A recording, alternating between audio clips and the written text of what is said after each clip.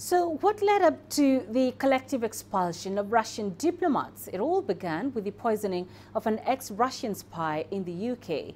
Here's a look at what happened.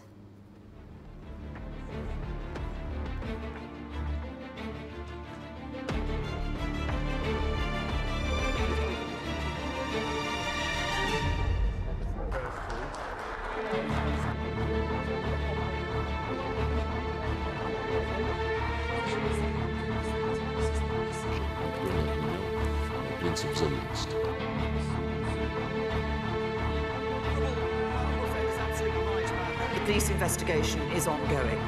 Yesterday afternoon, I chaired a meeting of the National Security Council.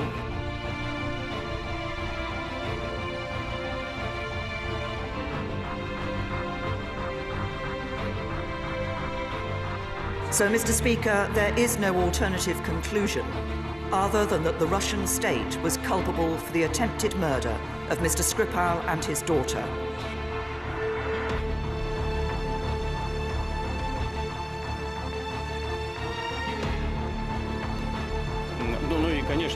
Of course, I believe that any sensible person knows that it is total rubbish and nonsense for someone in Russia to allow themselves such behavior on the eve of a presidential election and World Cup in Russia.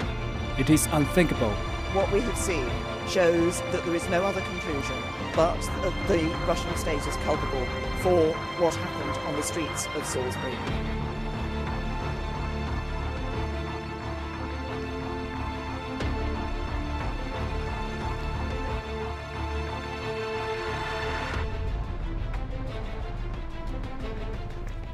Let's now get you more perspective from the African point of view. We are joined by Brooks Spector, live from Johannesburg. He is an international relations expert.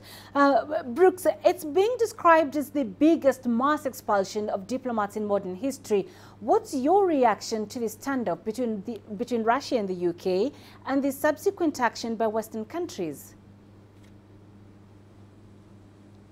Well, I think what it shows are a couple of things. First of all, that there was unanimity among the 20 nations or so that took action, that this particular set of poisonings were sufficiently beyond the bounds of normal diplomatic discourse, that some sort of serious and very visible reaction was mandated. It's important to remember that the people who were attacked could just as easily have led to contamination of other people who have absolutely no engagement or involvement in the activity, and one policeman was. But remember, this has been building now for some time, and you look back as far as the attempted hacking of the US election in 2016, no real action had been taken in the Trump administration on this except for the legislative passage of a number of economic sanctions, but rarely implemented. There had been, just at the end of the Obama administration, the expulsion of a few Russian diplomats.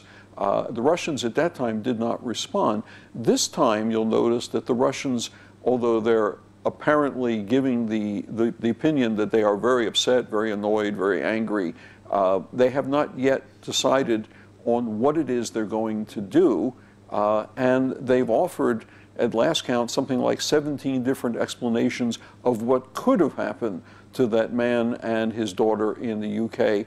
And they appear to be dancing around the truth and trying to find one that will fit the discourse sufficiently that they can work with that particular excuse. I don't see, on the other hand, this leading to diplomatic breakdowns. That's a very much further place along the path than simply mutual expulsions, which appears to be the most likely action once the Russians make their decision about what they're going to do. How are ties between Russia and South Africa likely to be impacted by this seemingly international isolation of Russia? Well, I think at this point, there's no indication that this will have any discernible impact on South Africa, or for that matter, probably most, if not all, other African nations. Something along the lines of, they don't have anybody in this particular fight. Now, it is a truism of diplomacy that virtually all diplomatic missions abroad have somebody who is an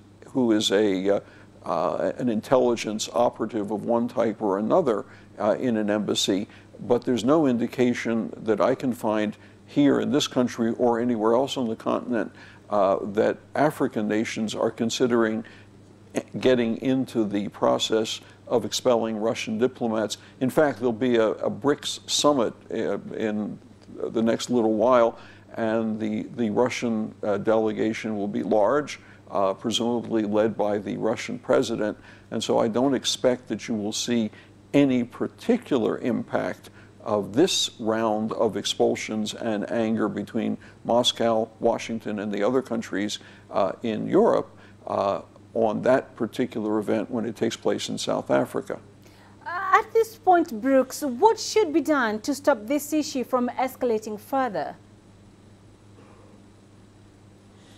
Well, I mean, I think your Chinese interlocutor from the foreign ministry in Beijing had one part of that puzzle answered for you, which is that people should be calm, they should be rational, they should take no untoward steps. But by the same token, expelling diplomats, especially those who are known to have been espionage or intelligence agents, is an old and well-established practice when things get a little tough or a little rugged around the edges.